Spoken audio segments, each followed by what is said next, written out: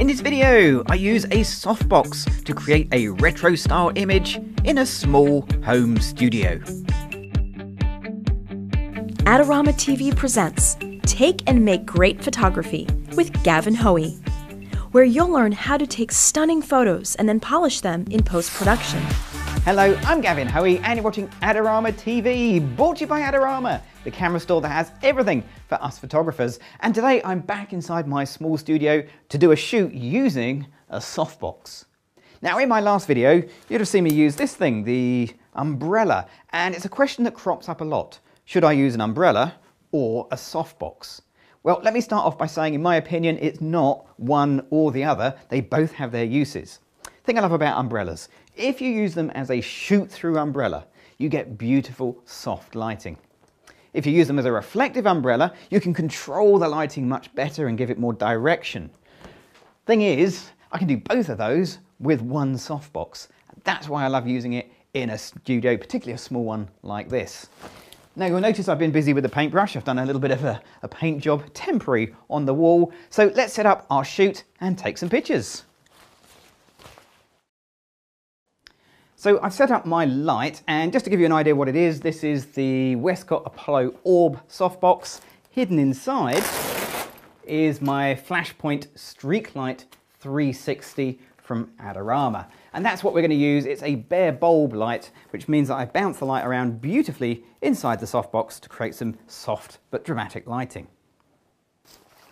So of course we need a model, and I'm going to bring in Freya. Freya, do you want to come back in? So you might remember Freya, she was in episode 1 of our small home studio mini-series, and as you can see, she's got a different look on. We're going to go for a nice kind of retro vintage look. We've got a few retro ideas to try out in a minute, but first we need to set the lights. Now, one of the great things about softboxes is their direction of light you can use. So let's try a couple of different directions and see what look we get. Let's start by putting the light pretty close to the background, something like that. Now I'm going for a target aperture of f11, just to give me the depth of field I'm after in this picture. Now I've no idea what it's going to be at the moment, so I've got a light meter and we'll take a test meter reading. I'm getting f14. Now one of the nice things about using the StreakLight is I can change the power here on the little remote rather than diving into the softbox. So if I want f11, that's 2/3 of a stop less. That's 2 clicks. Let's try again. f11, perfect. Okay, so I've got my f11 aperture. Let's take a shot, see how this looks. And as we can see, what we end up with is a picture that's pretty contrasty. The direction of light is strong, we've got a lot of texture on the background, but the lighting on Freya is a bit harsh. It's bright one side, very dark the other. So let's see if we can get this light a bit softer and a bit more even. And the easiest way to do that, of course, is just to move the position of the light so it's not at an angle, but it's almost shooting straight towards Freya, just like that. So from this angle, we're going to get a very different look. But of course, moving the light means I might have changed the exposure. The exposure will change when the distance between the subject and the light alters. And I think it has slightly. Let's just take a test reading. So yeah, I'm getting f8, so I need another stop of light. That's 3 presses. Okay, and we'll go to f11. Back to f11 again. Perfect. Okay, let's take the shot. So this time what we've got is really, really flat lighting. It actually works quite well for this picture, but it lacks a little bit of drama of the other shot. What I want is, of course, something in between. Not flat, not quite so contrasty. How do I get that? I'll put the light somewhere in the middle. Okay, so not straight on, not so angular. There we go. Probably around about there. That looks pretty good. Again, I've moved the light. Let's take another meter reading. f14, so I can just drop this down 2/3 of a stop. Take the same test shot just to be sure. Back to f11 again. Okay, and here we go. Yep, there we go. So that gives me a nice amount of contrast and a little bit of a shadow behind Freya. And I quite like that shadow. I reckon we can do something with that in Photoshop. So that's the light set. Let's get a few props in and start doing the shoot. Okay.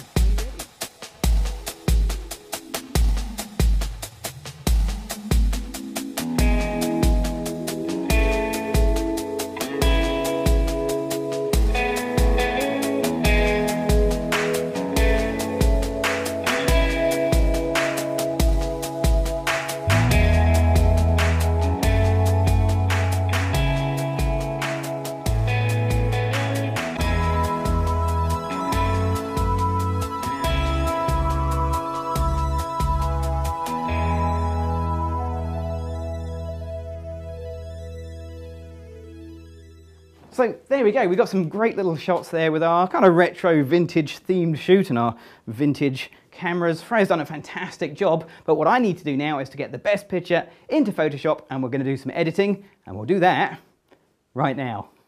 Don't forget to check out Adorama's latest contest and your chance to win amazing prizes. So before I jump into Photoshop, this is a video that's a little bit interactive, because if you have a go at reproducing the photography bit or the Photoshop bit or both, we want to see the results. Take them over to the Adorama Facebook page, upload them there, and let's see what you can do with the ideas from this video. I'll pop over as well and I'll add some comments too. So let's jump into Photoshop. Now I shoot everything in RAW, so we could do this in Lightroom, we could do it in Photoshop. I'm using Photoshop CC, and really all I want to do is to give this picture a feeling of age, of being slightly retro, and just a few little tweaks will give that look. Now part of it comes down to the photography with this nice warm coloured background and the clothing and the styling and so on, but part of it's in the post-processing. Now the first thing I'm going to change is the clarity, and if you know me, you know I love increasing clarity for that contrasty look, but not for this picture.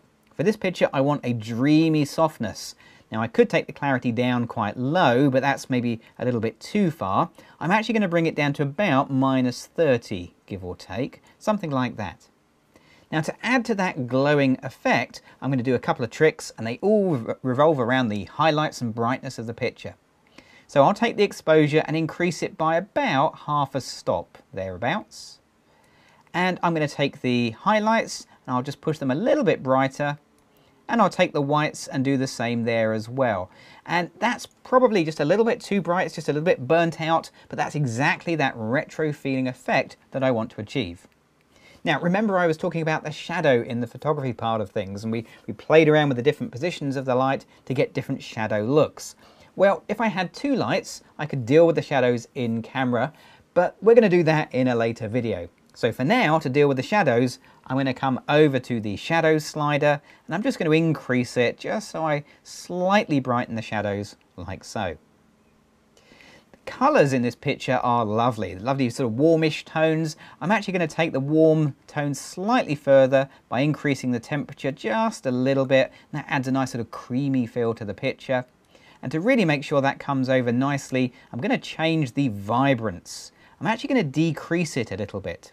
Vibrance I normally use to punch colours up, but you can also use it to mute colours down, and depending on how low you put your slider, you'll get a very different look. And in this case, I probably want to be sort of mid-30s, something like that. So that gives my picture the nice kind of retro feel that I was after. But there's one part of the picture I still need to work on, and that's the legs, because with the single smallish softbox, the legs are a little bit darker than the face, which is of course where we metered for. So to deal with that area, I'm just going to get the zoom tool and we'll go a little bit closer over the legs, and I'm going to use the adjustment brush.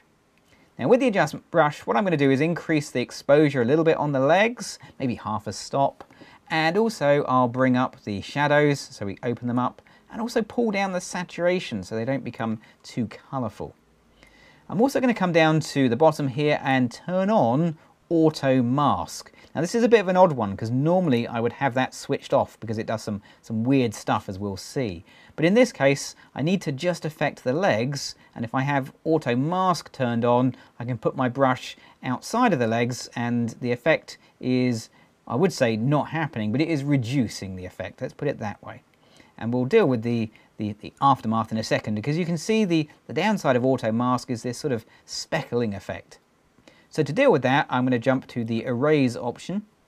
I'll turn off auto mask, and using a nice small brush with a nice harder edge, let's bring that size down a little bit, I'm just going to erase that back to the original picture like so. The more time you spend here, the neater this will be, but for now we're just going to kind of do it reasonably quickly, something like that, and that should just give me a nice soft finish, but lighten those legs a little bit. And we can even possibly just push the exposure up just a tiny little bit more and pull down the saturation. There we go. So let's fit that onto the screen. There we are. So have a look at these two pictures side by side. The picture that I shot straight out of the camera was pretty good, but my editing just gives it that nice vintage or retro feel. And that's the final picture completed. So the only thing left for me to do now is just give my background a fresh coat of paint for the next video. Speaking of which, if you want to see more videos from myself and the other amazing presenters here on Adorama TV, you know what you've got to do. You've got to click on the subscribe button. I'm Gavin Hoey. Thanks for watching.